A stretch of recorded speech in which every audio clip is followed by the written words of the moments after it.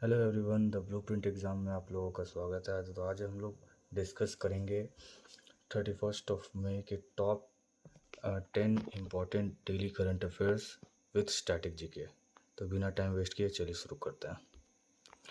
केंद्रीय मंत्रिमंडल में हाल ही में सार्वजनिक वितरण प्रणाली पीडीएस को आधुनिक बनाने के लिए किस योजना के विस्तार को मंजूरी दी है?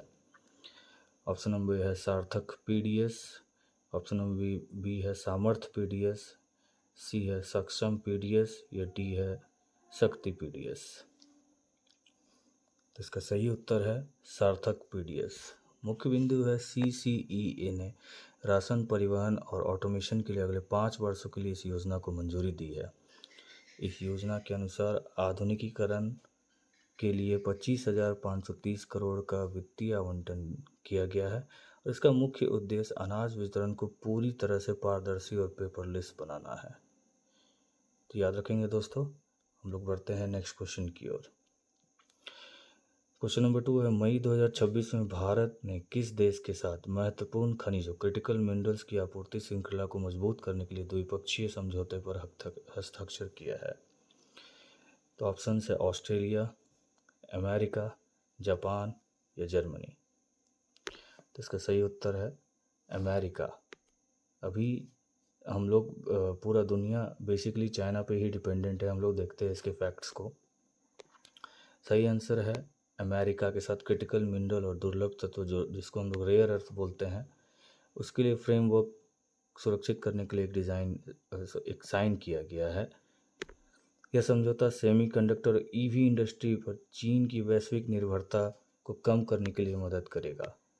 दोनों देशों में रिसाइकलिंग और पर्यावरण अनुकूल खनन में सहयोग भी करेंगे। तो इस फैक्ट को याद करेंगे। हम लोग का एमओयू हुआ है अमेरिका के साथ। नेक्स्ट क्वेश्चन में चलते हैं।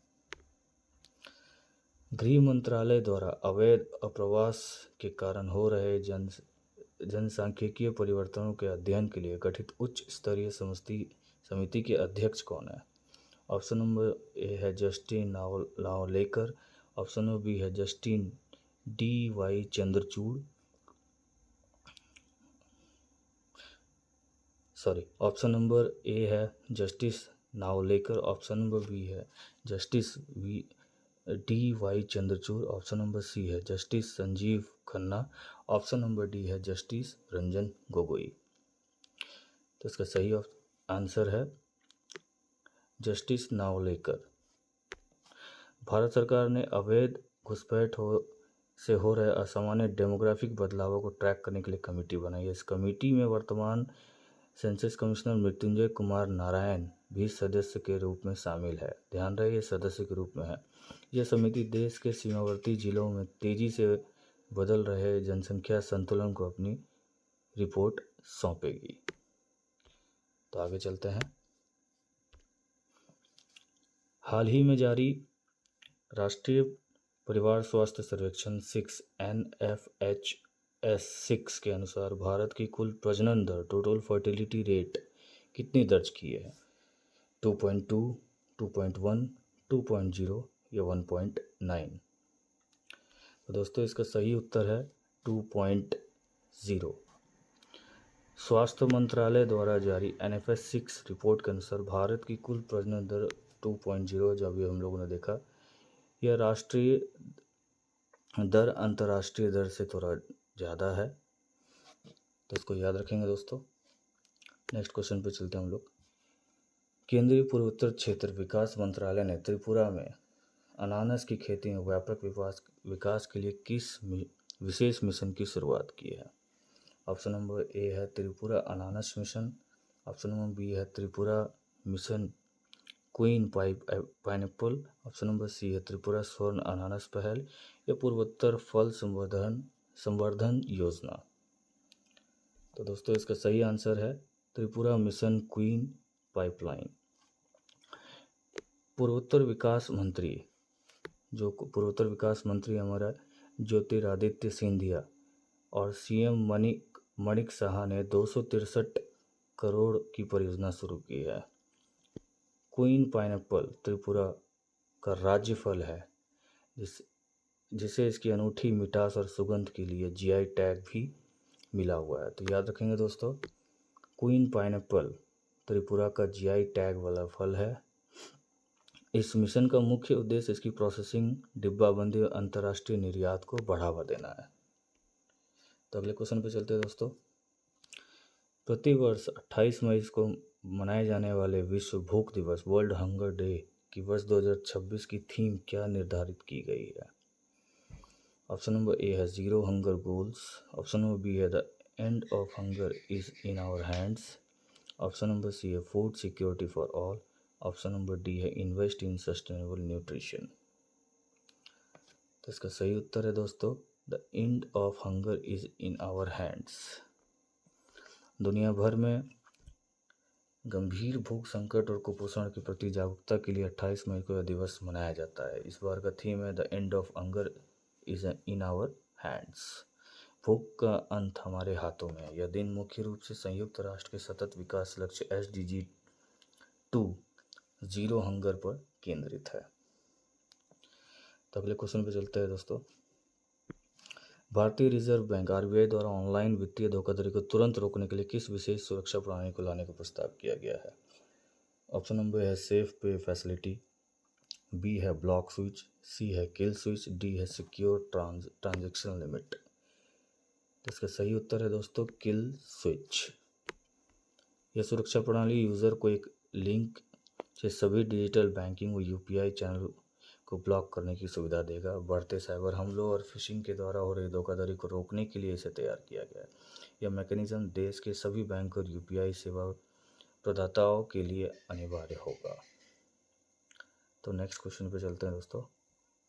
भारतीय रेलवे ने मानव संसाधन प्रबंधन प्रशिक्षण और डिजिटल परिवर्तन को सुगम बनाने के लिए किस नाम से उत्कृष्ट केंद्र COE का उद्घाटन किया है? ऑप्शन नंबर ए है चिराग, बी प्रकाश, सी उत्कर्ष, डी समर्पण। तो इसका सही उत्तर है दोस्तों चिराग। इसका फुल फॉर्म है centre for HR information system Chirag. तो इसका फुल फॉर्म है दोस्तों centre for HR information systems research and analytics in governance Chirag. C for centre, H for HR, I for information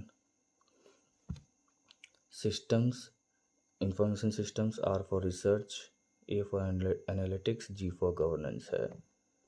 तो ध्यान रखेंगे दोस्तों। घरेलू कपड़ा और वस्त्र उद्योग को राहत प्रदान करने के लिए वित्त मंत्रालय ने किस तारीख तक कच्चे कपास के आयात पर सीमा शुल्क पूरी तरह से माफ़ कर दिया है? ऑप्शन नंबर ए है 30 जून 2026, बी 15 अगस्त 2026, सी 30 अक्टूबर 2026 या 31 दिसंबर 2026।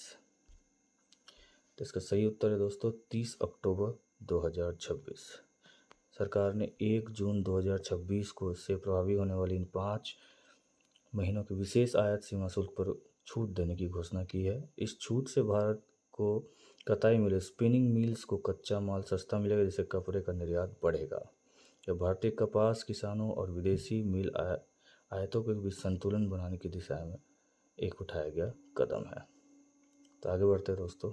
आज का लास्ट क्वेश्चन है, हाल ही में स्वास्थ्य मंत्रालय द्वारा जारी 10वें राष्ट्रीय स्वास्थ्य लेखा NHA अनुमानों के अनुसार वित्तीय वर्ष 2022-23 में भारत का सरकारी स्वास्थ्य व्यय GHE बढ़कर कितना हुआ है? ऑप्शन नंबर ए है 1.30 lakh crore, option number B है 2.40 lakh crore, option number C है 3.85 लाख करोड़ या ऑप्शन नंबर डी है 5.10 लाख करोड़। तो इसका सही उत्तर है दोस्तों 3.8 लाख करोड़। यह देश में स्वास्थ्य खर्चा के वार्षिक लेखा जोखा की 10वीं आधिकारिक रिपोर्ट है। याद रखेंगे दोस्तों ये 10वीं आधिकारिक रिपोर्ट है।